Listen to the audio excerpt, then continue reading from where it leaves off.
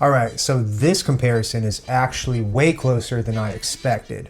On one side, we have the DJI shooting 8K at 60 frames per second, and on the other, the anti-gravity shooting 8K at 30 frames per second. But the real question is, does the double the frame rate actually change the experience? Both of these shots look incredibly sharp in 8K, but once you start paying attention to motion, stabilization, and overall feel, that's where the difference starts showing up. So let's break this down side by side. The first thing I noticed immediately was the motion handling.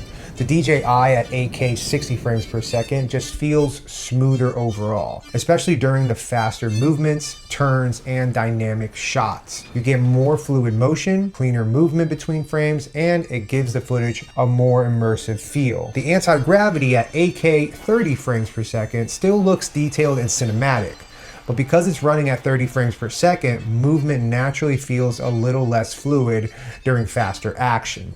Now, in terms of pure image quality, both cameras honestly look really impressive. You're still getting that super crisp 8K resolution on both sides. Texture, environment details, and overall sharpness holds up really well. But where DJI starts standing out again is when movement gets more aggressive. The higher frame rate helps preserve clarity during motion, especially when flying faster or tracking subjects. So honestly, this comes down to what kind of look you prefer. If you want smoother, more immersive motion with stronger action performance, the DJI 8K 60 frames per second definitely has an advantage. But if you prefer a more cinematic style and don't necessarily need the extra frames, the anti-gravity 8K 30 frames per second still delivers a really solid image. Either way, it's honestly pretty crazy to see how far these systems have come all these years. Let me know which footage you personally prefer. Is it the DJI at 8K 60 or anti-gravity 8K at 30?